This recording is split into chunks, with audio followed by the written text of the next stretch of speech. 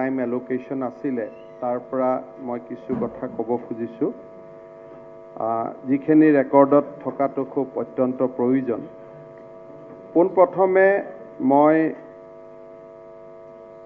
সঁচা অৰ্থত গৌৰৱ অনুভৱ কৰিছোঁ যে মই মুখ্যমন্ত্ৰীত্বৰ দায়িত্ব গ্ৰহণ কৰাৰ পিছত এগৰাকী মহিলা বিধায়িকাক বিত্তমন্ত্ৰীৰ দায়িত্ব দি অসমৰ বাৰ্ষিক বাজেট উত্থাপন কৰাৰ বাবে তেখেতে যি গৌৰৱ অৰ্জন কৰিলে তাৰ বাবে ৰাজ্যখনৰ মুখ্যমন্ত্ৰী হিচাপে আৰু এজন নাগৰিক হিচাপে অত্যন্ত গৌৰৱ অনুভৱ কৰিছোঁ মই অজন্তা নেওগ ডাঙৰীয়ানীক তেখেতৰ মাতৃত্বৰ মমতাময়ী আৰু মাতৃত্বৰ স্পৰ্শৰে তেখেতে কোভিডৰ এই ভয়ংকৰ বিপদৰ সময়ত যি সাহসেৰে 1,07,000 কোটি টকা ব্যয় সাপেক্ষে এখন বাজেট সদনত দাখিল কৰিলে তাৰ বাবে মই তেওঁক ধন্যবাদ আৰু কৃতজ্ঞতা জনাইছোঁ সাধাৰণতে মই দেখিছোঁ আমাৰ শিৱসাগৰ সমষ্টিত পৰা নিৰ্বাচিত হৈ অহা বিধায়ক অখিল গগৈ ডাঙৰীয়া এটা প্ৰশ্ন কৰিছিলে তেওঁ বুজি পোৱাত অসুবিধাৰ কাৰণে নতুনকৈ আহিছে যে যোৱাবাৰ 1,22,000 টকাৰ বাজেট আছিল এইবাৰ 1,07,000 কেনেকৈ হ'ল আচলতে বাজেটৰ সাইজ কিমান হয় সেইটো এই মুহূৰ্তত নিৰূপিত নহয় আৰু দুখনকৈ সাপ্লিমেণ্টাৰী ডিমাণ্ড আহিব আৰু তাৰ পিছতহে একচুয়ালি বাজেট কিমান আছিল সেই বিষয়ে নিৰূপিত হ'ব যোৱাবাৰো যদি বাজেট দেখে মোৰ 99,000 crore মই বাজেট দিছিলোঁ আৰু মাৰ্চত গৈ বাজেটখন 1,22,000 টকা হ'লগৈ উইথ সাপ্লিমেণ্টাৰী সেইকাৰণে বাজেটৰ সাইজৰ ওপৰত আজি বিতৰ্ক নহয় বাজেটৰ সাইজৰ ওপৰত মাৰ্চত যেতিয়া ফাইনেল সাপ্লিমেণ্টাৰী আহিব তেতিয়া ইনফেক্ট অহা 10 তাৰিখে এই হাউস চলি থাকোঁতে আমি আৰু এখন সাপ্লিমেণ্টাৰী আনি আছোঁ উইদিন দিছ কাৰেণ্ট বাজেট সেশন অৰ্থাৎ এই বাজেট সেশনেই বাজেটৰ সাইজ 1,10,000 টকালৈকে বৃদ্ধি হ'ব কিয় আনিবলগীয়া হৈছে সেই বিষয়ে আমি দৃষ্টি নিক্ষেপ কৰিম বিৰোধী দলপতিগৰাকীয়ে আমাক সোঁৱৰাই দিছে যে আপোনালোকে বাজেটৰ কথাবিলাক পালন নকৰে মই ভাবো যে বহুত ক্ষেত্ৰত বিৰোধীয়ে আমি কৰা ভাল কামবিলাকৰ খবৰ নাৰাখে কাৰণে আমি কি কাম কৰি আছো গম পোৱা নাযায় এটা কথা কোৱা হ'ল যে যোৱাবাৰ আমি বিনামূলীয়া ইউনিফৰ্মৰ কথা কৈছিলোঁ ইউনিফৰ্ম দিয়া নাই স্কুল মেনেজিং কমিটিবিলাকত খবৰ ল'ব যে 9-10ৰ ইউনিফৰ্মৰ টকা তাত জমা আছে অৰ্থাৎ মাৰ্চ মাহৰ আগতেই 9-10ৰ ইউনিফৰ্মৰ টকা আমি ৰিলিজ কৰি দিছোঁ আৰু টকাৰ পৰিমাণটো মই ক'বই পাৰোঁ যে কিন্তু কোভিডৰ কাৰণে ল'ৰা ছোৱালীবিলাক যেহেতু স্কুলত যোৱা নাই গতিকে স্বাভাৱিকভাৱে স্কুল মেনেজিং কমিটিয়ে তেওঁলোকৰ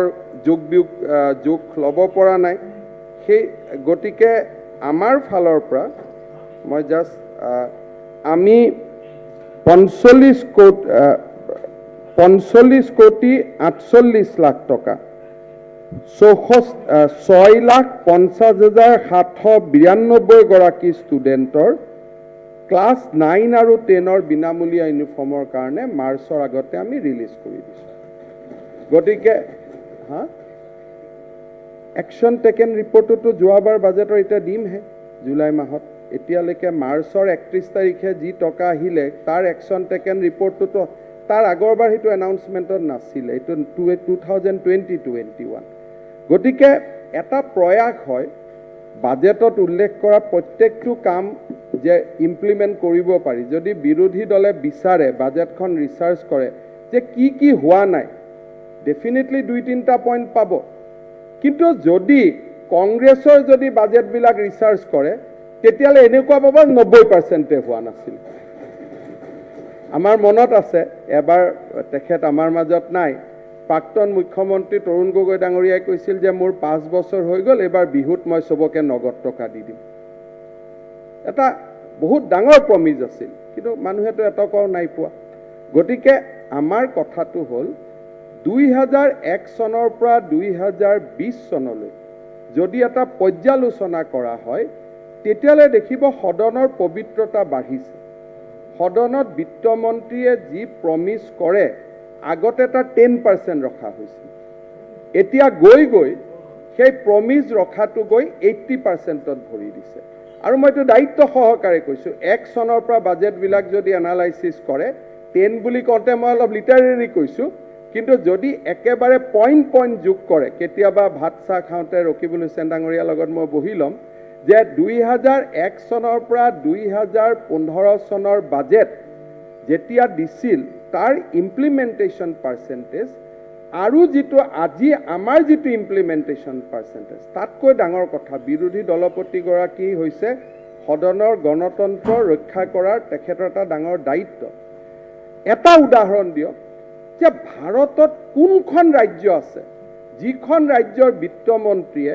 বাজেট দি সাহসেৰে একশ্যন টেকেন ৰিপৰ্ট দিয়ে মই এইখিনি কাম কৰিলোঁ বুলি আৰু নকৰাখিনিও কয় যে আমি কৰিব পৰা নাই যোৱাবাৰ অষ্টাদশ উন্নয়নৰ মুকুতামালাৰ কথা কোৱা হৈছিল তাত আমি কৈছিলোঁ যে আমি নুমলীগড়ৰ শ্বেয়াৰ কিনিলোঁ নে নাই আমিতো কিনিলোঁ তাতে কোৱা হৈছিল অন্ন যোজনা আমি আনিম বিনামূলীয়া চাউল দিম দিলোঁ নে নাই দিলোঁ জ্যোতিষ্মান আছাম কৰিম আজি 30 ইউনিটলৈকে বিজুলী ৰেহাই পায় নে নাপায় পায় আজি আমি কৈছিলোঁ স্বামী বিবেকানন্দ স্বয়ম আঁচনি কৰিলোঁ নে নাই কৰিলোঁ তাৰপিছত আমি ক'লোঁ চাহ বাগিচাৰ ধন পুৰস্কাৰ দিলোঁ নে নাই দিলোঁ তাৰপিছত আমি কৈছিলোঁ welfare scheme of the tribes আদিবাসীৰ যিমান লিষ্টত কৈছিলোঁ গোটেইখিনি হ'ল তাৰপিছত আমি কৈছিলোঁ অৰুন্ধতী স্কিম লাগু হৈ গ'ল তাৰপিছত আমি কৈছিলোঁ comprehensive social security scheme Kanaklata Indira Miri বিধৱা পেঞ্চন দিলোঁ নে নাই দিলোঁ তাৰপিছত আমি কৈছিলোঁ কনকলতা মহিলা সবলীকৰণ যোজনা কৰিম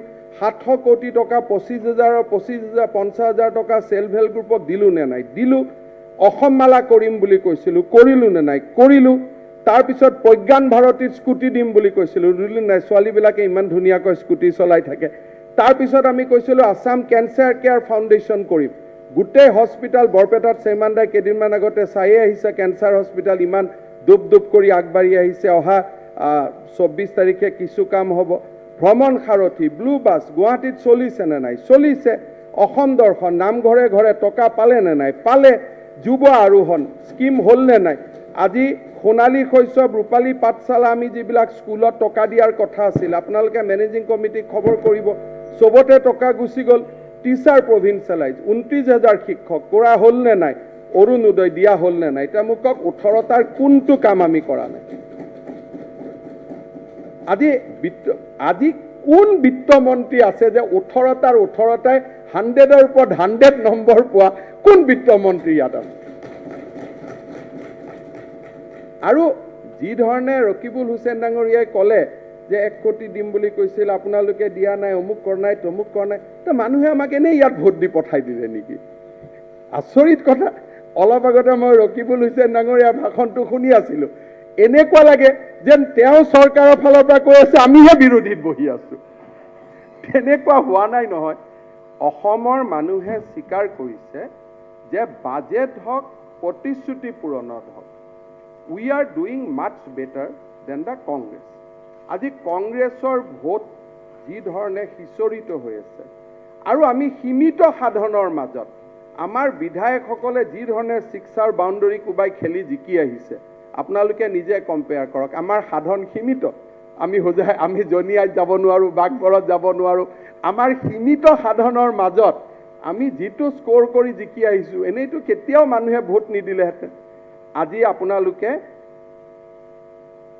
প্ৰায় বাজেট বক্তৃতাৰ সময়ত আমি কিছুমান কথা নকৈ যে ইমান হাজাৰ কোটি টকা লোন মূৰৰ ওপৰত আছে অধ্যক্ষ মহোদয় লোনৰ গন্তি তেনেকৈ নহয় কনষ্টিটিউশ্যনত এটা প্ৰভিজন আছে article 292 of constitution of India 292 constitution of ইণ্ডিয়াত কেন্দ্ৰীয় চৰকাৰে নিৰ্ধাৰণ কৰে যে এখন ৰাজ্যই কিমান লোন ল'ব that is not on me আপোনালোকে কনষ্টিটিউশ্যনৰ আৰ্টিকল 292 পঢ়িব it is decided by central government যে এখন ৰাজ্যই কিমান টকা লোন ল'ব আৰু আমি যদি লোন নলওঁ যদি এজন সফল ব্যৱসায়ীয়ে যদি বেংকৰ পৰা লোন নলয় তাৰ সম্পদ কেনেকৈ বাঢ়িব আজি মুকেশ আম্বানীৰ মূৰৰ ওপৰত টাটাৰ মূৰৰ ওপৰত আটাইতকৈ বেছি লোন কাৰণ বেংকে তেওঁলোকক লোন দিয়ে তেওঁলোকৰ ঘূৰাব পৰা কেপাচিটিটো বেছি আছে কাৰণে এই যে প্ৰতিজন মানুহৰ ওপৰত মূৰৰ ওপৰত কিমান লোন বুলি এটা প্ৰশ্ন আহে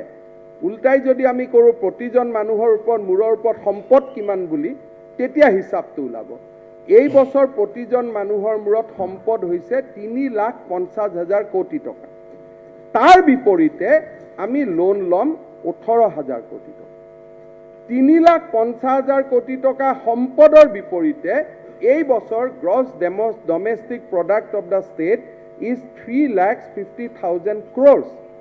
Against that, we are going to take loan of 18,000 crore.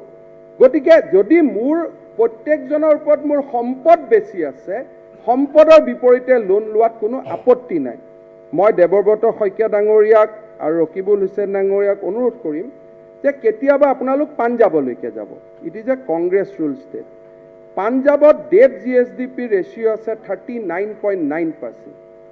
তাৰমানে জিএছডিপি আৰু ডেপ 3,50,000 আৰু 18,000 যিটো ডেপ জিএছডিপি ৰেচিঅ' হয় কংগ্ৰেছ ৰুল ষ্টেট পাঞ্জাবৰ ডেপ জিএছডিপি ৰেট আছে 39.9%. তাৰপিছত আৰু এখন কংগ্ৰেছ ৰুল ষ্টেট আহক ৰাজস্থানৰ ডেপ জিএছডিপি ৰেচিঅ' আছে 33.6%. কেইদিনমান আগতে আমাৰ ইয়াৰ এজন বিধায়কে মমতা বেনাৰ্জীক লগ কৰিব গৈছিল লগ পালে নাই নাজানো বেংগলত ডেপ জিএছডিপি ৰেচিঅ' আছিলে 32.6% আৰু অসমৰ ডেপ জিএছডিপি ৰেচিঅ' হৈছে only 18.9%. So we are much better fiscally managed state than any other Congress rule state. Than any other Congress rule state in this country. আৰু যদি কেতিয়াবা অসম 5খন ৰাজ্যৰ ভিতৰত আহিছে নাই কেতিয়াবা কয় ইভেন গুজৰাটৰ জেপ জিএছডিপি ৰেচিঅ' হৈছে 19.2 and against that অসমৰ ডেপ জিএছডিপি ৰেচিঅ' হৈছে 18.9. This is the estimate as of now as I speaking. It was concluded in 31st March. This is a report from the Comptroller Auditor General. আমি তো এনে নলওঁ. So this is the data. অধ্যক্ষ মহোদয় অসমৰ যিটো আমি লোন ল'ব পাৰোঁ at any point of time সেইটো হৈছে 28.5% of our GDP. This is what central government has fixed যে অসমে 28.5% লোন ল'ব পাৰে আমি লোন লৈ থৈছোঁ 22%.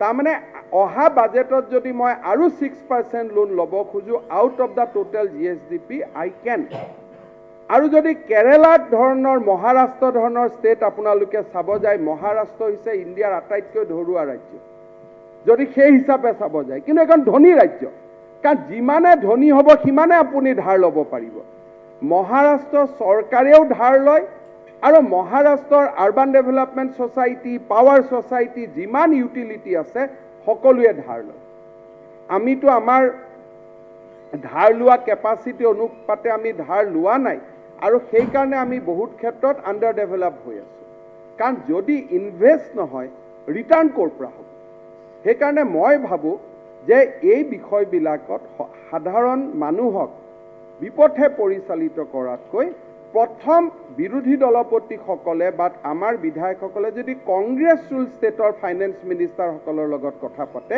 then you will be able to appreciate our position. কাৰণ কংগ্ৰেছ ৰুল ষ্টেটৰ ফাইনেন্স মিনিষ্টাৰসকলক মই লগ পাই থাকোঁ জিএছটিৰ মিটিঙত দে আৰ ভেৰি নলেজেবল পাৰ্চন আৰু তেওঁলোকৰ লগত যদি এবাৰ আপোনালোকে কথা পাতে যে অসমৰ বিত্তমন্ত্ৰীয়ে কৈছে আপোনাৰ বোলে আমাতকৈ লোন বেছি তেতিয়া যদি মই ভুল কোৱা বুলি কয় নেক্সট হাউচত আপোনালোকে আহি এই ষ্টেটমেণ্টখিনি দিব and De R very knowledgeable person এতিয়া মোৰ সৌভাগ্য নাই বাইদেউ বহে জিএছটি কাউন্সিলৰ মিটিঙত মই সদায় তেওঁলোকৰ লগত বহো সামহাও মোক মৰমো কৰে আৰু তেওঁলোকে মোক কৈ থাকে আৰে তুম লোন কিয় नहीं ले रहा लोन ले लो जब तुम्हारा 28% का कैपेसिटी है তেতিয়া মই কওঁ যে আমি অলপ কনজাৰভেটিভ সেইকাৰণে আমি কমত আছোঁ এণ্ড দিজ আৰ ডেটা মই বিৰোধী 16 চনত লোন লৈ আমি সমালোচনা কেতিয়াও কৰা নাই মইতো আপোনালোকৰ লগতে আছিলোঁ সমালোচনা কৰাৰ সুযোগ ক'ত 16 চনত মই লোন লোৱালৈ কেতিয়াও সুযোগ কৰা নাই যিটো হিতাধিকাৰীৰ সুযোগ লৈছে মই কম হিতাধিকাৰী যিটো সুযোগ হিতাধিকাৰী যিটো কথা কোৱা হৈছে সেইটো মই কম সেইটো মই নকওঁ এতিয়া ৰকিবুল হুছেইন ডাঙৰীয়াই কৈছে যে হিতাধিকাৰীক লৈ আমি সমালোচনা কৰিছোঁ। মই আজিও সমালোচনা কৰোঁ। ধুতি, কম্বল, সূতা, এটা ৰকিবুল হুছেইন ডাঙৰীয়াই যিটো গৌৰৱেৰে ক'লে যে আমি ধুতি দিছোঁ, কম্বল দিছোঁ, এইটো মই সমালোচনা কৰোঁ। কিন্তু Arunodoi is a different scheme altogether. অৰুণোদয়ত আমি কি কৈছোঁ, যদি আপোনালোকে যোৱা বছৰৰ মোৰ বাজেট বক্তৃতা চাই, তাত আমি কৈছোঁ যে ডিফাৰেণ্ট বেনিফিচিয়াৰী যিমান স্কিম আছে, আমি আৰু ডিপাৰ্টমেণ্টবিলাকৰ পৰা বেনিফিচিয়াৰী স্কিম নিদিওঁ, আৰু গোটেই বেনিফিচিয়াৰী স্কিমবিলাক সমাহিত কৰি আমি লাহে লাহে ৩,০০০ টকালৈকে মানুহক অৰুণোদয় দিম। আজি ইয়াতে লোন লোৱাত মই ক্ৰিটিচিজম, তাত লাইন আছে, আগৰ আৰু পিছৰ লাইন আছে। এতিয়া চাণক্যৰ কথা কোৱা হৈছে। সম্পদ আজি কি ধৰণে অসমলৈ আহিছে আপোনালোকে চাওক। যোৱা বছৰ মই মোৰ বাজেট বক্তৃতাৰ সময়ত মই কৈছিলোঁ যে আমাৰ এনেকুৱা এটা অৱস্থা হৈছিল, আমাৰ বিৰোধী পক্ষৰ সদস্যসকলে জানিব লাগে যে 2015-16 চনত অসমৰ টেক্সৰ গ্ৰোথ আছিল কিমান জানেনে? অনলি 2%, অল টাইম ল'। অল টাইম ল'। টেক্স ডিপাৰ্টমেণ্ট এক প্ৰকাৰ বন্ধ হৈ গৈছিল। তাৰ বিপৰীতে আজি আমি যি ধৰণে GST কালেকশ্যন কৰিছোঁ বা যি ধৰণে আমি GST পাইছোঁ, মই ভাবোঁ যে অসমে গৌৰৱ কৰিব লাগে। আজি 2017 চনত আমাৰ GSTৰ কালেকশ্যন আছিল 5,000 কোটি টকা। 2018-19ত GSTৰ কালেকশ্যন হ'ল 8,856 কোটি টকা। 2019-20ত কালেকশ্যন হ'ল 10,939 কোটি টকা, আৰু যোৱা বছৰ কৰোনাৰ মাজতো 9,700 কোটি টকা। এইটো ব্যক্তি জীৱনৰ সততা নহ'লে টেক্স কালেকশ্যন হ'ব নোৱাৰে নহয়। আজি GSTত আমি গোটেই দেশৰ ভিতৰতে আমি ভাল কৰি আছোঁ, কোভিড সময়টোক বাদ দিলোঁ। আজি যিটো চাণক্যৰ কথা মই কোট কৰিছিলোঁ যে সম্পদ লাগে, আৰু আজি আপোনালোকে সম্পদ চাওক যে যি সময়ত কংগ্ৰেছ দলে আমাক এৰি থৈ গৈছিল 4,800, 4,500 কোটি টকা, 5 বছৰৰ ভিতৰত আমি তাক অকল GSTত 10,000 কোটি টকাৰ ওপৰত লৈ গ'লোঁ। আৰু আটাইতকৈ ডাঙৰ কথা এক্সাইজৰ টেক্সৰ কথা কৈছে। কংগ্ৰেছৰ দিনত এক্সাইজ কালেকশ্যন আছিল অনলি 450 crore। যোৱা বছৰ আমি এক্সাইজতে কালেকশ্যন কৰিছোঁ 2,200 crores। 2,200 crores।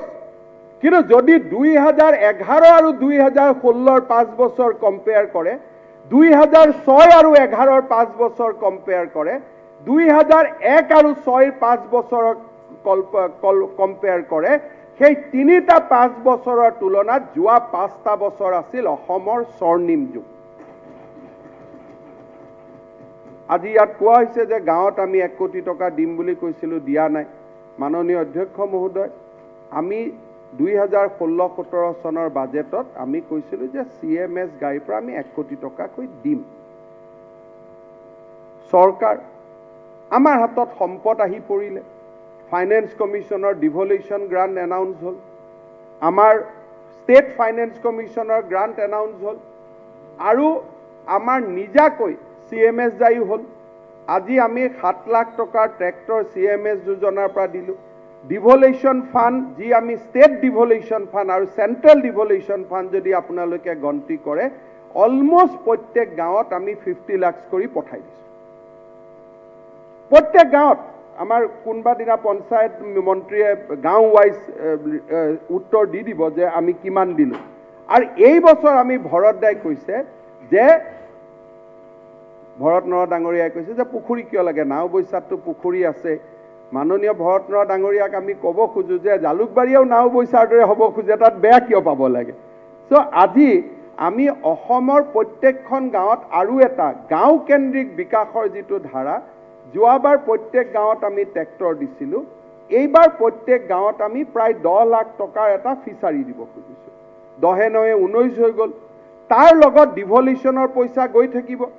তাৰ লগত আমি 1 কোটি, 1.5 কোটি, 2 কোটিলৈকে আমি এই 5 বছৰত গৈ পাম। গভৰ্ণমেণ্ট মানে it is from all head. আমি বাজেটৰ সময়ত গম পোৱা নাছিলোঁ যে ডিভলিউশ্যনৰ পইচা আহিব। যেতিয়া আমি দেখিলোঁ যে আমি ডিভলিউশ্যনৰ পইচা পাই আছোঁ, CMS জাৰিৰ পৰা আমি বেলেগ কাম আৰম্ভ কৰিলোঁ। এখন খেলপথাৰ আৰম্ভ কৰিলোঁ। আমি বিভিন্ন সাবসিডি স্কিম আৰম্ভ কৰিলোঁ। এতিয়া মাননীয় অধ্যক্ষ মহোদয়, ইয়াত বস্তুৰ দ্ৰব্যৰ দামৰ লগত বাজেট তুলনা কৰা হৈছে। আমিতো কৈছোঁ যে আমাৰ কৃষি কমিশ্যন হ'ব লাগে। আজি মিঠাতেলৰ দাম কোনে নিৰ্মাণ কৰে? মিঠাতেলৰ খেতিয়কসকলে। আমি ইয়াততো মিঠাতেল নবনাওঁ। আজি যদি অসমখন আমি স্বনিৰ্ভৰশীল কৰি গঢ়ি নুতুলো, অসমৰ বাজেটে মূল্য বৃদ্ধি কেনেকৈ নিয়ন্ত্ৰণ কৰিব পাৰে? মোক এই বস্তুটো বুজাই দিয়ক কোনোবা এজন অৰ্থনীতিবিদে, যে অসমৰ বাজেটত কি শক্তি আছে যি শক্তি দি গুজৰাটত উৎপন্ন মিঠাতেলৰ দাম আমি কণ্ট্ৰল কৰিব পাৰোঁ। অসমৰ বাজেটত কি সন্মোহিনী শক্তি কোনোবা এজন বিত্তমন্ত্ৰীয়ে দিব পাৰিব যে পাঞ্জাবত উৎপন্ন হোৱা চাউলৰ দাম আমি অসমত অসম চৰকাৰে কমাব পাৰোঁ? তেনেকুৱাটো ফৰ্মুলা ক'তো নাই। মই বহুত বুদ্ধিজীৱীৰ লগত কথা পাতিছোঁ যে বাজেট হ'লে মূল্য বৃদ্ধিৰ কথা কয়, ৰাজ্য চৰকাৰে মূল্য বৃদ্ধি কেনেকৈ কমাব পাৰে? উত্তৰ এটাই যে ষ্টেটত যদি প্ৰডাকশ্যন বাঢ়ে, ডেফিনেটলি কেৰিং কষ্ট আদিৰ খৰচ নাথাকিব, তেতিয়া আমাৰ ইয়াত মূল্য বৃদ্ধিটো হ্ৰাস হ'ব। সেইকাৰণে এইবাৰ আমি বাজেটত প্ৰথম কৈছোঁ যে এটা এগ্ৰিকালচাৰ কমিশ্যন হ'ব, আৰু এগ্ৰিকালচাৰ কমিশ্যনটোৱে আমাক 5 বছৰ এটা দিক নিৰ্ণয় দেখুৱাব যে কেনেকৈ অসম সেল্ফ সাফিচিয়েণ্ট হ'ব পাৰে। এটা ঢিঙৰ বিধায়কে যিটো ফৰ্মুলা দিলে যে অৰুণোদয় 1000 দিলে, মিঠাতেলৰ দাম বাঢ়িলে, মিঠাতেলৰ পইচা আমি পাম নেকি? এইবিলাক অদ্ভুত কথা ক'লে এটা তেলৰ দাম আৰবত বাঢ়ে, তাৰমানে আৰবৰ চেঠৰ লগত মোৰ সম্পৰ্ক আছে নেকি? তেলৰ দাম ইণ্টাৰনেশ্যনেল মাৰ্কেটত বাঢ়িলে ভাৰতত বাঢ়ে। হয়তো ভাৰত গভৰ্ণমেণ্টৰ টেক্স আছে, বেলেগ কথা, কিন্তু আৰবৰ চেটটোতো আমাৰ মতে নচলে, চলিলে আপোনাৰ মতেহে চলিব। গতিকে আজি কথাটো হ'ল যে বস্তুৰ দাম যদি নিয়ন্ত্ৰণ কৰিব লাগে, এখন আত্মনিৰ্ভৰশীল অসম আমাক লাগিব। আৰু সেইকাৰণে প্ৰধানমন্ত্ৰী নৰেন্দ্ৰ মোদীয়ে কৈছে আত্মনিৰ্ভৰশীল ভাৰত, আৰু আমি কৈছোঁ আত্মনিৰ্ভৰশীল অসম। আজি ইয়াতে স্মাৰ্টফোনৰ কথা কোৱাইছে। অধ্যক্ষ মহোদয়, মাতৃৰ মমতা আমি বুজিব লাগিব। আজি এনেকুৱা অৱস্থা হৈছে, মোৰ ৰাতিপুৱা ওলাই আহোঁতে সদায় দুখ লাগে। মোৰ ছোৱালীজনী ইংৰাজী স্কুলত পঢ়ে, যে পাপা মই ক্লাছত যাওঁ। মানে ক'ভিড তই ক'ত ক্লাছত যাওঁ? না, ৰুমটোত সোমোৱাটোৱে ক্লাছ। তাইৰ হাতত এটা মোবাইল আছে, তাই ৰেগুলাৰ পঢ়ি থাকে। আৰু যেতিয়া আমাৰ আন ল'ৰাবিলাকত চাওঁ, প্ৰত্যেক মাক দেউতাকে কয় যে আজি স্কুল নাই, তেওঁলোকৰ হাতত এটা মোবাইল নাই, কৈছে ইণ্টাৰনেট কানেকশ্যন নাই। অধ্যক্ষ মহোদয়, আমি কৈছোঁ ইণ্টাৰনেট লোড আমি ফ্ৰী কৰি দিম, মোবাইলটো নিদিওঁ, লগত ইণ্টাৰনেটো আমি দিম, আৰু মেট্ৰিক পাছ কৰাৰ দিনাখন ল'ৰাটোৱে আমাক মোবাইলটো ঘূৰাই দিব।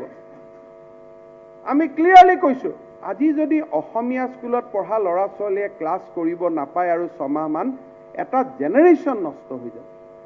মইতো আশা কৰিছিলোঁ বিৰোধী দলপতিয়ে ক'ব যে গোটেই আঁচনি বেয়া, কিন্তু এই আঁচনিটো অন্তত এগৰাকী মাতৃয়ে ভাল আঁচনি এটা দিছে। মই ভাবিছিলোঁ যে চব আঁচনি বেয়া বুলি কওক। নহয়, তাত মই দেখিছোঁ qualified support, not total support. 25% internet আছে। এই ধৰণ আপোনাৰ স্পীচটো মই ডিটেইলছ পঢ়ি আহিছোঁ মই। It is A qualified support, not total support. মাননীয় অধ্যক্ষ মহোদয়, আজি নুমলীগড়ত আমি 2200 কোটি টকা বিনিয়োগ কৰিলোঁ। এতিয়া কৈছে আমি হিতাধিকাৰী সৃষ্টি কৰিলোঁ।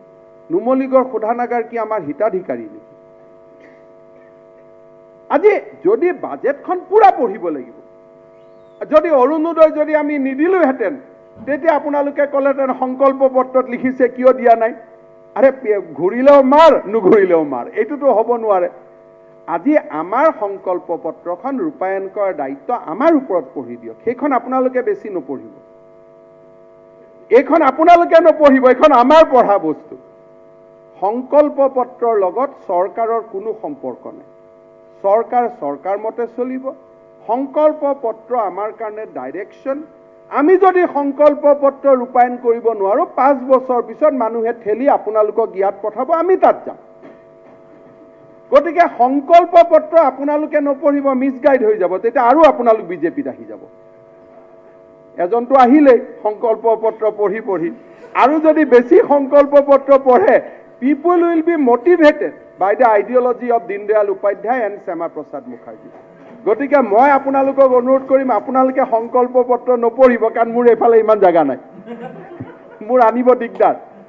গতিকে সংকল্প পত্ৰখন আপোনালোকে নপঢ়িব, সেইখন আমাক পঢ়াৰ কাৰণে দিয়ক, আমি পঢ়ি লাহে লাহে তাক ইমপ্লিমেণ্ট কৰি গৈ থাকিম। ভৰতদা বেছি পঢ়ি আছে, ভৰতদাৰ কাৰণে মই কৈছোঁ নাহু বৈশাত আমাৰ লগত আহি লাভ নহ'ব, সেইকাৰণে যদি ঢকুৱাখানাত ইচ্ছা আছে নৱৰ লগত কথা পাতি লওক, তেতিয়া সংকল্প পত্ৰ পঢ়ক।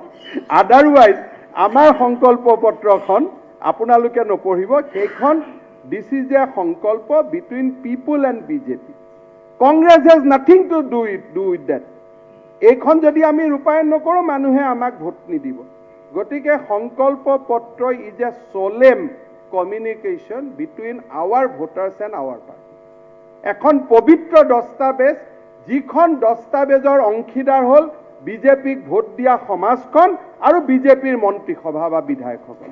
দিছ ইজ এ সংকল্প পত্ৰ is A medium of solemn communication between us and our voters.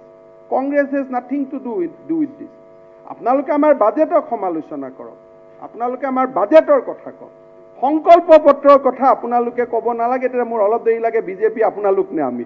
আৰু সংকল্প পত্ৰখন ময়ো ভালদৰে একেটা দিন পঢ়া নাই, বাইদেউক কৈছোঁ বাইদেউ পঢ়িব।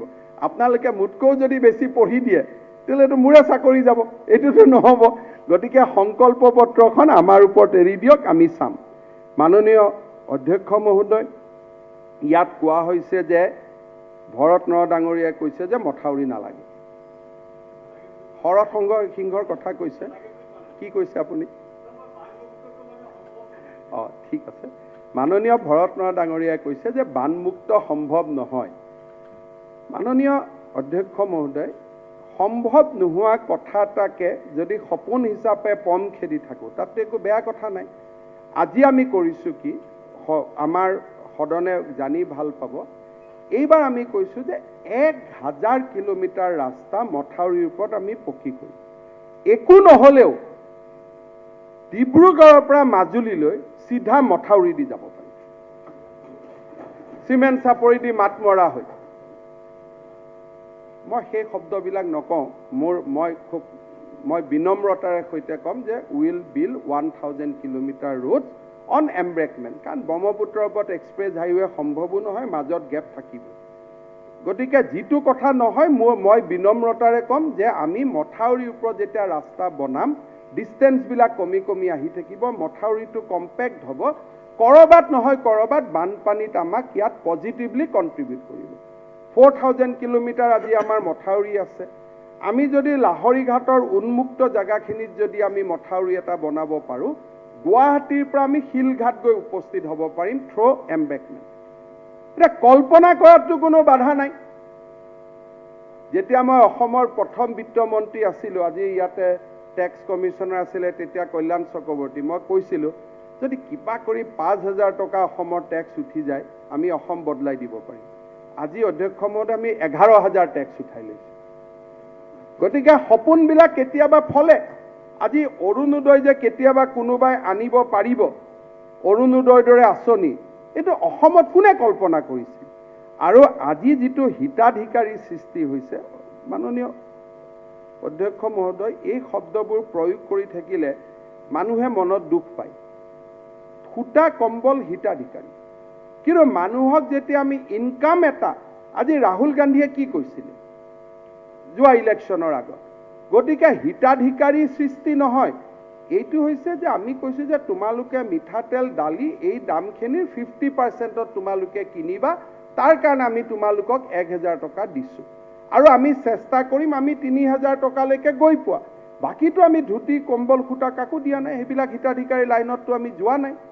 মাননীয় অধ্যক্ষ মহোদয়, এইবাৰ আমাৰ যি বাজেট আছে, এই বাজেটত আপোনালোকে চাব 2017-18 চনত আমি 18টা ফ্লেগশ্বিপ স্কিম দিছিলোঁ, ইমপ্লিমেণ্ট কৰিছোঁ। 18-19ত তাৰ লগত 11টা লগাই দিছোঁ, তাৰমানে 18-11 টোটেল আমি 29টা ফ্লেগশ্বিপ স্কিমত গ'লোঁ। 2019-20ত আমি তাত আৰু 9টা এড কৰিছোঁ। 2020-21ত আমি 9টা স্কিম আৰু এড কৰিছোঁ, আৰু এই বছৰ আমি 12টা স্কিম এড কৰিছোঁ। আৰু এই 18 11/9/12 এটাও যদি ইমপ্লিমেণ্ট হোৱা নাই বুলি কয় অধ্যক্ষ মহোদয়, ক'ৰবাত এটা দুটা কিবা অসুবিধাৰ কথা বেলেগ, মই I am ready to enter into a healthy debate, আৰু আপোনালোকক মই ডেটা চব দি দিম। প্ৰত্যেকটো কথা আমি কৰিব চেষ্টা কৰিছোঁ। আজি অধ্যক্ষ মহোদয় ইয়াত কোৱা হৈছে ৰাজহ ক'ত পাম, এই বছৰ ৰাজহ টান কাম, কিন্তু তাৰ মাজতো আমি কৈছোঁ যে আমি চেষ্টা কৰিম যে আমি এই বাজেটখন আমি ফাইনেন্স কৰিবৰ কাৰণে আমি চেষ্টা কৰিম। আজি ইয়াতে কেতিয়াবা কেতিয়াবা কোৱা হয় যে স্পেচিয়েল কেটেগৰী ষ্টেট অসমে কাটি দিলে, মোদীয়ে অসমক কম টকা দিছে। অধ্যক্ষ মহোদয়, মই পুৰণা কথালৈকে যাব খোজা নাই, কাৰণ ডক্টৰ মনমোহন সিঙক ব্যক্তিগতভাৱে ময়ো সন্মান কৰোঁ, কিন্তু কেনেকৈ তেওঁ অসমক 7,000 কোটি টকা ৰয়েলটিৰ পৰা বঞ্চিত কৰিছিল সেই কথা যোৱা 5টা বছৰত আমি কেইবাবাৰো আলোচনা কৰিছোঁ। প্ৰধানমন্ত্ৰী মোদী ডাঙৰীয়াই আমাক 7,500 কোটি টকা ঘূৰাই দিলে। আৰু ডিভলিউশ্যনৰ ক্ষেত্ৰত আপোনালোকে চাওক, 2014-15ত অসমত ডিভলিউশ্যন আছিল 11,000 কোটি টকা, এনেকুৱা আমি পাইছিলোঁ। তাৰ পিছত মোদী ডাঙৰীয়া অহাৰ পিছত আমি 15-16 ডিভলিউশ্যন গৈ 16,764 টকা পালোঁ, আৰু 18-19ত এনেকুৱা এটা দিন আহিছিল উই গট ডিভলিউশ্যন 25,000 crores। তাৰপিছত কোভিডৰ কাৰণে কিছু কমিলে, কিন্তু তাৰ মাজতো মোদী ডাঙৰীয়াই 20,000 কোটি ৰেঞ্জ ৰাখিছে, আৰু যিখিনি দিব পৰা নাই তাক আমাক মাৰ্কেটৰ পৰা লোন লোৱাৰ বাবেও আমাক অনুমতি দিছে। অৰ্থাৎ আজি কোভিড কালৰ যদি নহ'লহেঁতেন, আজি আমাৰ 2018-19ত আমাৰ ডিভলিউশ্যন 25,000 কোটি টকালৈকে বাঢ়ি গৈছিলে, ফ্ৰম 2014-ৰ 11,000 কোটি টকা। গতিকে মই ভাবোঁ যে আমাৰ বাজেট, অসমৰ বিত্তীয় ব্যৱস্থাপনা, এই গোটেইবিলাক আমি এটা সুন্দৰ লাইনত আছোঁ, আমি এটা সুন্দৰ দিশত গতি কৰিছোঁ। 5খন ৰাজ্যৰ কথা কৈছে ভৰতনৰহ ডাঙৰীয়াই যে বাজেটত নাই। অধ্যক্ষ মহোদয়, এই 5খন ৰাজ্য ইট ইজ নট ইকনমি। এই 5খন ৰাজ্যৰ কথা কওঁতে ইয়াত বহুত কথা জড়িত হৈ আছে। আজি আপুনি খবৰ কৰিব, লিটাৰেচিত আজি অসমৰ পজিশ্যন 2 বা 3, 5খন ষ্টেটৰ ভিতৰত। আজি কোভিডৰ নিয়ন্ত্ৰণত অসম 5খন ৰাজ্যৰ ভিতৰত 1 বা 2 থাকিবই থাকিব। আজি মাননীয় অধ্যক্ষ মহোদয়, দুখীয়া মানুহক শিক্ষাৰ উপলব্ধতা, এই শিতানত আজি আমি ভাৰতৰ ভিতৰতে বিহাৰৰ পিছত আমি 2 নম্বৰত আছোঁ। অধ্যক্ষ মহোদয়, সূচাংকবিলাক আমি কিছুমান সূচাংক ধৰিব নোৱাৰোঁ, মোৰ সাহস কৰিও লাভ নাই। কেইদিনমান আগতে আমি গুজৰাট ইলেক্ট্ৰিচিটি বোৰ্ডৰ লগত কথা পাতিছিলোঁ। গুজৰাটৰ নিউ এনাৰ্জি জেনেৰেশ্যন হয় বছৰত, প্ৰতিদিনে তেওঁলোকে জেনেৰেট কৰে 26,000 মেগাৱাট। তাৰ বিপৰীতে অসমে কৰে 400 মেগাৱাট। এতিয়া এই গেপটো আমি 200 বছৰতো মাৰিব নোৱাৰোঁ, সেইটো আমি নোৱাৰোঁ, কাৰণ গুজৰাটে আন্দোলন ভাল নাপায়। গুজৰাটৰ মানুহে বন্ধ, ধৰ্ণা, পিকেটিং নকৰে। তেওঁলোকে স্বাধীনতাৰ দুখ মোকালিতে সিদ্ধান্ত লৈছিল যে আমি ইকনমিকেলি প্ৰস্পাৰ কৰিম, আমি বেলেগ কথা একো নাজানো। আজিও আমাৰ সমাজত অসুবিধা আছে। আজি যদি অইলে যদি এই যোৱা 3টা মাহত ৰিলেটিভলি শান্তি হোৱাৰ লগে লগে যোৱা 3টা মাহ 2020-21ৰ কোৱাৰ্টাৰতকৈ এইবাৰ আমাক 100% ডাবল ৰয়েলটি দিছে, যোৱা 3 মাহৰ যিটো পিচ। আজি কিন্তু আজি তিনচুকীয়া, ডিব্ৰুগড়ত কোনো ধৰণৰ যোৱা 3 মাহত বন্ধ, ধৰ্ণা হোৱা নাই কাৰণে ৰয়েলটি 100 গুণ বাঢ়ি গ'ল। কিন্তু আজি ময়ো ক'ব নোৱাৰোঁ অহাকালি অসমত কি হ'ব, টায়াৰবোৰ আকৌ জ্বলি যাব পাৰে। আৰু আমাৰ কিছুমান মানুহো আছে যে নহয়, আমাক আন্দোলন লাগে, উন্নতি যি নহওক। গতিকে অসম আৰু গুজৰাটৰ মানুহৰ মাজত মানসিকতাৰ বহুত পাৰ্থক্য আছে। অলপ আগতে মই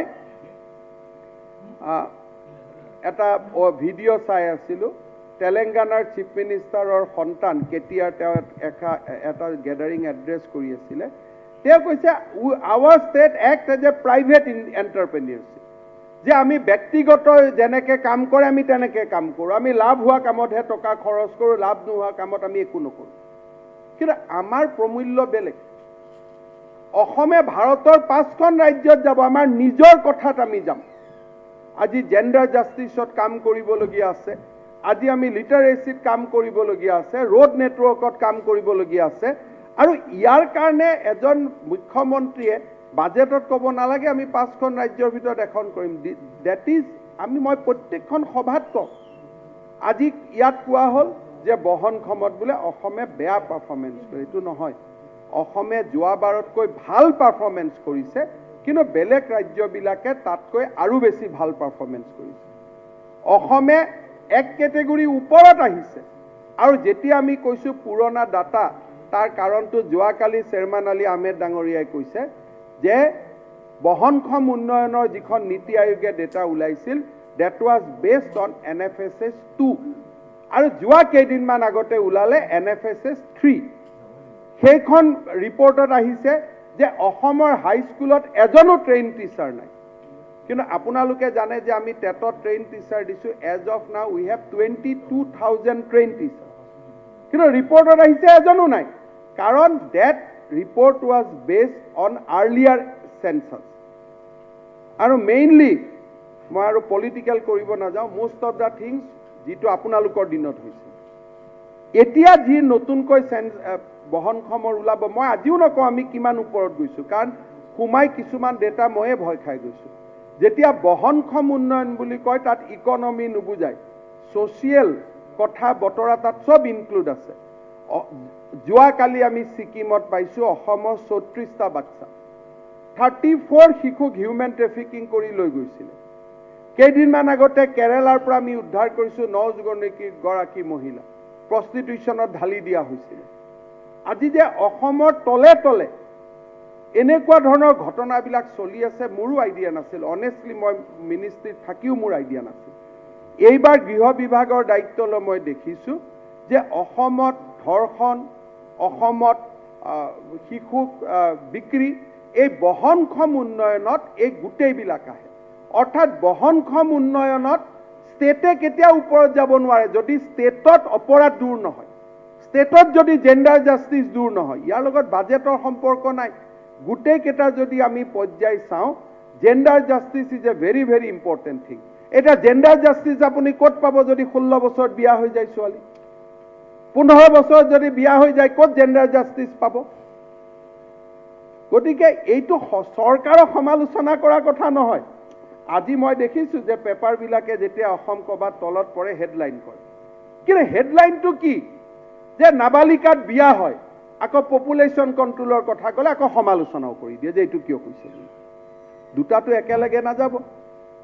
জেণ্ডাৰ জাষ্টিছ চৰকাৰে ডিটাৰমাইন নকৰে। জেণ্ডাৰ জাষ্টিছ সমাজত পৰিৱেশৰ পৰিৱৰ্তন হ'ব লাগিব। হিউমেন ট্ৰেফিকিং পুলিচে বন্ধ কৰিব লাগিব, তাৰ লগত বাজেটৰ কোনো সম্পৰ্ক নাই। মানুহে বন্ধ কৰিব লাগিব। কোনোবা এটা গাঁৱৰ ল'ৰা নোহোৱা হ'লেই কমপ্লেইন দিব লাগিব পুলিচক। আজি যি ধৰণৰ আমাৰ SDG ৰিপৰ্ট আহে, SDG ৰিপৰ্টত economy is a very small part. তাত IMR MMRৰ কথা কৈ আছে যে IMR MMR কণ্ট্ৰল নহয়। চাওক শিৱসাগৰত, চাওক ডিব্ৰুগড়ত, চাওক যোৰহাটত কোনো IMR MMR নাই। কিন্তু যদি এজন মাতৃয়ে 12টা সন্তান জন্ম দিব লাগে, তাত MMR আহিব নাই? IMR আহিবনে নাই? আজি যদি সমাজে সাহসেৰে এই কথাবিলাকৰ বিৰুদ্ধে মাত নামাতে যে এজন মাতৃয়ে 3টা 4টাতকৈ বেছি সন্তানৰ মাতৃ হ'ব নোৱাৰিব, আজি কোনজন বিধায়কে এই কথাবিলাক মিটিঙত কয়? আজি কোনজন ৰাজনৈতিক নেতাই এই কথাবিলাক মিটিঙত কয়? যি MMR হোৱাৰ কাৰণে হেল্থ মন্ত্ৰীক গালি দি কি লাভ হ'ব? যদি আজি ডিব্ৰুগড়ত এভৰিথিং ইজ ফাইন, কিয় MMR হৈছে? যোৰহাটত কিয় MMR হৈছে? গুৱাহাটীত কিয় MMR হৈছে? প্ৰশ্ন সোধক। কিন্তু আজি যদি চাব যায়, আমাৰ অসমীয়া মূল সুঁতিৰ মানুহখিনিৰ মাজত এতিয়া জনজাতীয় মানুহখিনিৰ মাজত MMR IMR দ্ৰুত গতিত নামি গৈছে। সেইকাৰণে কালি মই চেয়াৰমেন আলী আহমেদ ডাঙৰীয়াই প্ৰস্তাৱ কৰোঁতে মই কৈছোঁ যে এইটোত আমি ছাপোৰ্ট কৰিম। হয়, উই নিড মোৰ হস্পিটেল। আজি অসমত এই ডেটাবিলাক পুংখানুপুংখভাৱে বিশ্লেষণ কৰক। আৰু আপোনালোকে দেখিব অসমত যদি আমি SDCত পিছুৱাইছোঁ, অসমত যদি আমি পভাৰ্টি ইণ্ডেক্সত পিছুৱাইছোঁ, তাৰ একমাত্ৰ কাৰণ অদ্ভুত জনবিস্ফোৰণ আৰু একো কাৰণ, তাৰ বাদে একো নাই। আজি আমাৰ শিৱসাগৰ যাওক, ডিব্ৰুগড় যাওক, তেজপুৰত যাওক, লখিমপুৰত যাওক, প্ৰত্যেকখন ল'ৰা স্কুলত যায়। ক'ত স্কুল ড্ৰপ আউট আছে? কিন্তু আজি আমাৰ দুখন অসমত চলি আছে। আৰু এই জনবিস্ফোৰণ যদি আমি নিয়ন্ত্ৰণ কৰিব নোৱাৰোঁ, অসম কেতিয়াও আগুৱাব নোৱাৰে। অসম দৰিদ্ৰতাৰ দেশ হিচাপে থাকিব। আৰু দিছ ইজ বিয়ণ্ড পলিটিক্স।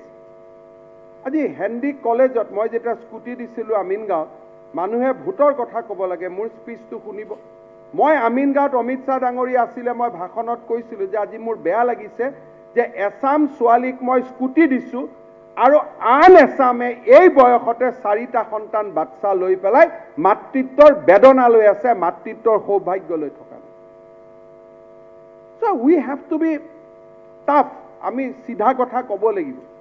চৰকাৰক কি সমালোচনা কৰিব? মিঠাতেলৰ দাম বাঢ়িছে, অৰুণোদয় টকা মেনেজ কৰিছে, এইটো নহয়। কোন মন্ত্ৰী ইমান তলত গৈছে যে কোনোবা মিঠাতেলৰ বেপাৰীৰ লগত কথা পাতি ল'ব? আচ্ছা, মিঠাতেলৰ বেপাৰীৰ লগত কথা পাতি আৰবৰ ছেটকেইটা আমাৰ লগত কথা পাতিব নেকি? গতিকে যিবিলাক নহয় সেইবিলাক নহয়। কথাটো হ'ল অসম স্বাৱলম্বন হ'ব লাগিব, অসমত জনসংখ্যা কমিব লাগিব, পপুলেশ্যন ডেন্সিটি কমিব লাগিব। যদি হস্পিটাল কিমান বনাব? যদি প্ৰতিদিনাই যদি 100টা সন্তানৰ জন্ম হয় এখন সৰু হস্পিটালত, আৰু আপোনালোকে NHM-ত প্ৰশ্ন কৰি এখন প্ৰশ্ন লৈ লওক যে কোন হস্পিটালত কিমান সন্তানৰ জন্ম হয়। শিৱসাগৰ, যোৰহাটত পপুলেশ্যন ডিক্লাইন হৈছে। এতিয়া মই কওঁ জননী সুৰক্ষা কি হৈছে বোলে, ছাৰ বাচ্চাই নাই। গতিকে এই কথাবিলাক যদি ডাইৰেক্টলি আলোচনা নকৰে, অসমত বাজেট বনাইনো কি লাভ হ'ব? বাজেট 1,07,000 বনাওক, 1,20,000 বনাওক, কিন্তু আজি বনোৱাতকৈ যদি যোৱাকালি, মই কেইদিনমান আগতে আমাৰ ৰেকিবুদ্দিন আহমেদক সুধিছিলোঁ, এইবাৰ ইলেকশ্যনত জিকিবি না? ঘৰুৱা কথা এটা কৈছোঁ। বোলে দাদা জিকিম। বোলে কিয়? বোলে দাদা যোৱাবাৰ মোৰ 65,000 গৰৈমাৰীত ভোট আছিল, এইবাৰ 90,000 হ'ল। 5 বছৰত এটা ব্লকত যদি 25,000 ভোট বাঢ়ে, আপোনালোকে সুধিব ইলেকশ্যনৰ 3 দিন পিছত, this is a conversation which we have done in good faith. কৈছে দাদা মোৰ 65,000 টো 90,000 হৈ গ'ল নহয়। কেইদিনমান আগতে মই চামুগুৰি সমষ্টিৰ ভোটৰ মই তাৰতম্যবিলাক চাইছিলোঁ। মই নকওঁ, ৰকিবুল হুছেইন ডাঙৰীয়া চেণ্টিমেণ্টেল মানুহ আৰু ক'ব এইটো ক'ৰ পৰা ক'লে, কি ক'লে। তাত যি ধৰণে ভোট বাঢ়িছে এছাম জাগাত, আমিতো হাতেদি ঢুকি নোপোৱা হৈ গ'লো। সমষ্টি হাতৰ পৰা ওলাই গুচি গ'ল, সি ধৰি ৰাখিব পৰা অৱস্থাতে নাই। এতিয়া সেইটো হ'ল ভোটৰ, মই হাৰি যাওঁ, আমাৰ কোনো আপত্তি নাই। কিন্তু what about the poor mothers? What about the poor children? ইহঁতৰ কাৰণে স্কুল কোনে বনাব? কিমান প্ৰাদেশিকৰণ কৰিব? কিমান হস্পিটাল বনাব? গতিকে এইখন অসম কেতিয়াও আগবাঢ়িব যাব নোৱাৰে যদি প্ৰকৃত সমস্যাৰ পৰা আঁতৰিত গৈ যে অৰুণোদয় 1,000 বঢ়াইছে, মিঠাতেলৰ দাম বঢ়াইছে, এইবিলাক যদি কথা কৈ থাকোঁ, আমি অসমখন কেতিয়াও আগবাঢ়িব নোৱাৰোঁ। ডাইৰেক্ট কথা হ'ব লাগিব, সঁচা কথা পাতিব লাগিব। MMR ক'ত বাঢ়িছে, IMR ক'ত বাঢ়িছে, স্কুলত ক'ত প্ৰব্লেম হৈছে, হেল্থত ক'ত প্ৰব্লেম হৈছে, চিধা কথা আমি যদি পাতোঁ, অসমখন আগুৱাই যাব। আৰু যদি চিধা কথা নাপাতি যে 126 জন মানুহৰ ভাগ্যৰ কাৰণে এখন সমাজ শোষিত প্ৰবঞ্চিত হৈ থাকিব, তেতিয়াহ'লে মই ভাবোঁ যে আল্লাহ বা ভগৱান যোনেই নহওক কিয় ওপৰত, কোনেও আমাক কেতিয়াও ৰহমৰ চকুৰে নাচাব, মৰমৰ চকুৰে আমাক কেতিয়াও নাচাব যে ইউ হেভ ডান ইনজাষ্টিছ। তহঁতি ৰাজনীতিৰ কাৰণে মানুহক দুখীয়া কৰি ৰাখিলি, মানুহক তহঁতি নিথৰুৱা কৰি ৰাখিলি। দিছ হেজ টু বি চেঞ্জ। আৰু মই বিনম্ৰতাৰে সৈতে ক'ম যে দেৱব্ৰত শইকীয়া ডাঙৰীয়াই কৈছে যে মেডিকেল কলেজত 16 কোটি টকা কিয় দিছে? আমি একো কাম কৰা নাই উইদাউট ষ্ট্ৰেটেজি। মই যদি 200 কোটি টকা দিওঁ আৰু 5খন মেডিকেলে যদি এটা বছৰত বনি যায়, মই কেনেকৈ চলাম? মই অসমত প্ৰত্যেক বছৰত এখনহে মেডিকেল খুলিব পাৰোঁ। চ' এই বছৰ মোৰ আইডিয়া হৈছে মই কাম আৰম্ভ কৰি দিম যাতে অহা 10 বছৰলৈকে প্ৰতিটো বছৰত এখনকৈ মেডিকেল হৈ যায়। আজি আমাক সমালোচনা কৰাৰ আগতে আমি একেলগে ভৰতনৰহ ডাঙৰীয়াৰ মনত আছে যে লখিমপুৰত গৈ মেডিকেল কলেজত 11 চনত আমি খুঁটি পুতিছিলোঁ, 11ৰ পৰা 16লৈকে ইটা এটাও নপৰি। আজি আমাৰ মেডিকেল কলেজ এই বছৰ ভগৱানে কৰিলে ষ্টাৰ্ট হ'ব।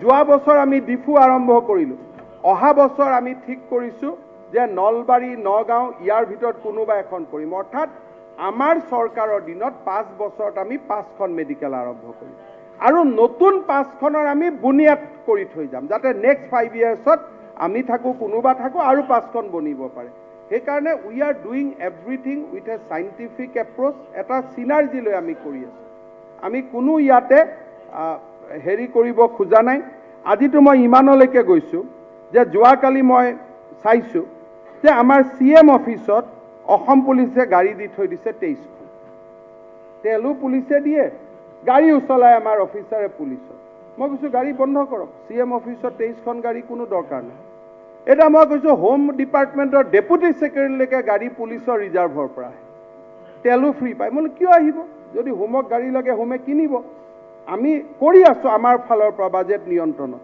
আমি চেষ্টা কৰি আছো আৰু আমি কৰি থাকিম আৰু সেই কাৰণে আমি বহুমূলীয়া পজিটিভ পৰামৰ্শ আমি আপোনালোকৰ পৰা সদায় আমি আপোনালোকৰ লগত আছো আজি মই কৈছো যে খুৰহিদ আঁচনি আমি বন্ধ কৰিছো কিন্তু মুখ্যমন্ত্ৰীৰ সাহায্য পুঁজি আপোনালোকৰ কাৰণে মুকলি আছে যি ধৰণে আপোনালোকে আহে মই কাকো না কৰা কথা নাই সুহিদৰ সমান নোৱাৰিলেও যিমানখিনি পাৰো আমি কৰিম ইয়াৰ বাজেটত আজি এটা ডাঙৰ স্কিম আমি আনিছো সেইটো হৈছে মই জাস্ট 5 মিনিট বা 3 মিনিট আৰু লম আমি এটা স্কিম আনিছো আৰবান পোৰ আজি মই ঢেকিয়াজুলিত কেতিয়াবা যাওঁ অশোক সিংহালৰ তাত বাগানৰ পৰা মানুহবোৰ আহে ব্লক অফিসত কাম কৰি ঘূৰি গুচি যায় দিনটো যদি হোটেলত তেওঁলোকে খালে 150 টকা খৰচ কৰিব লাগে এবাৰ মই অশোক সিংহালক কৈছো যে তাতে ভাত পানী বনোৱা এটা কিটচেনৰ আৰম্ভ কৰক যাতে যিমান মানুহ আহে ভাতটো খাই তাতে যাব পাৰে গুৱাহাটীত আমি কৈছো 50,000 মানুহৰ আমি দুপৰীয়া লাঞ্চ বনাম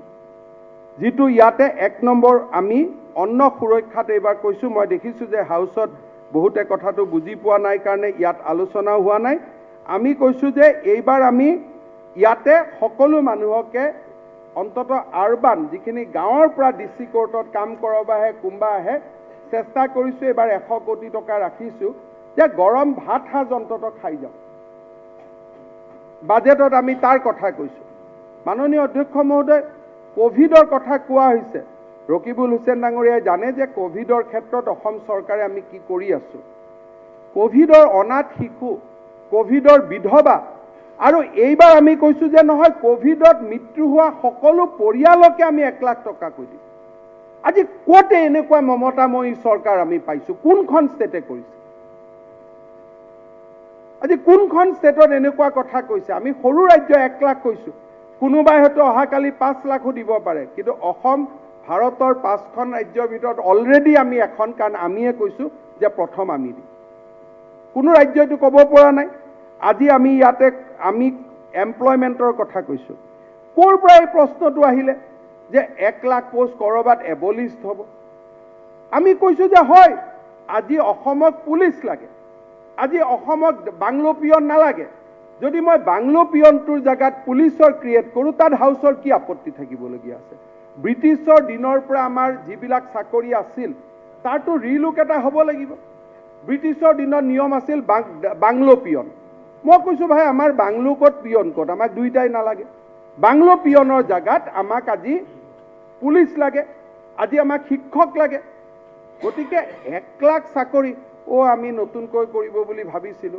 আপোনালোকে ভাবাটো না ভাবিব আমি সংকল্প পত্ৰত লিখিছো যে আমি 2 লাখ চাকৰি দিম 1 লাখ আমি দিম 1 লাখ আৰু পিছৰ 3 বছৰত দিম আপোনালোকৰ ভাবাটো আপোনালোকৰ লগত আছে আমি 2 লাখ চাকৰি দিম খালি পোষ্টত দিম পোষ্ট ক্ৰিয়েট কৰি দিম যি কৰিম 2 লাখ লৰা ছোৱালীক আমি চাকৰি দিম আৰু কেনেকে দিম যাদুটো আমাৰ ওপৰতে এৰি দিয়ক হেতুৰ আপোনালোকৰ পৰা এডভাইস ললে আমিটো ফসি যাম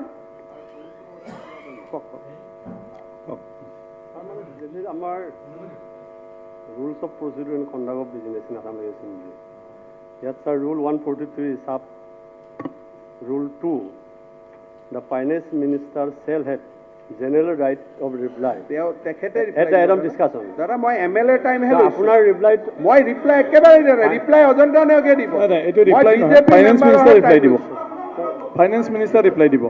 Sir, finance minister. Reply বাইরে দিব জেনারেলি স্যার ফাইনান্স মিনিস্টারে রিপ্লাই দিয়ে প্রাইম মিনিস্টার বা চিফ মিনিস্টারে কিবা এটা কথা ইন্টারফেয়ার কৰিব পাৰে কিন্তু গোটেই ৰিপ্লাইটো কোনোবা ৰিপ্লাই দিয়া নাই আপুনি Finance বহক Minister reply দিব। আপুনি মই লাষ্টত এটা সামৰণি মাৰিছো not giving reply.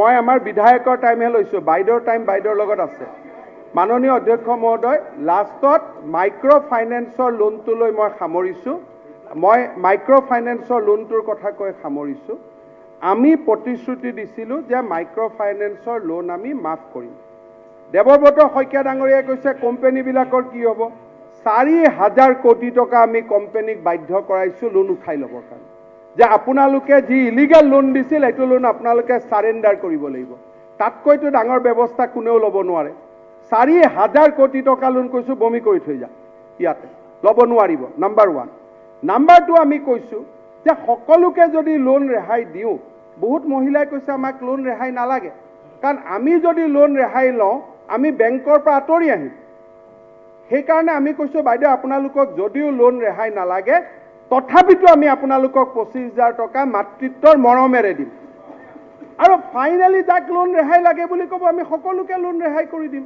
Very simple thing তিনি ভাগত এই কাৰণে কৰা হৈছে মানুহৰ ইচ্ছাৰ বিৰুদ্ধে চৰকাৰে কাম কৰিব নোৱাৰে বহুত মহিলা আছে তেওঁলোকে টকা লৈছে টকা ঘূৰাই দিছে ব্যৱসায় কৰিছে তেওঁলোকে চৰকাৰৰ অনুগ্ৰহ নিবিচাৰে তেওঁলোকক আমি কৈছো যে ঠিক আছে অনুগ্ৰহ নালাগে আমি আপোনালোকক 25,000 টকাৰ চেক এখন তথাপিতো আমি আপোনালোকক দিম যেহেতু বেলেগে পাইছে আৰু বাকি এনপিএত থকা প্ৰতিগৰাকী মহিলাক আমি সৰ্বোচ্চ লোন উভতাই দি তেওঁলোকক আমি ঋণ মুক্ত কৰিম এইটো আমাৰ কমিটমেন্ট বহুত বহুত ধন্যবাদ ধন্যবাদ আশৰাফুল হুছেইন 5 মিনিটত কৈ দিব ৰিপ্লাই দিব সময় ছাৰ আৰু অলপ বেছি পাম সময় নাই মাননীয় অধ্যক্ষ মহোদয়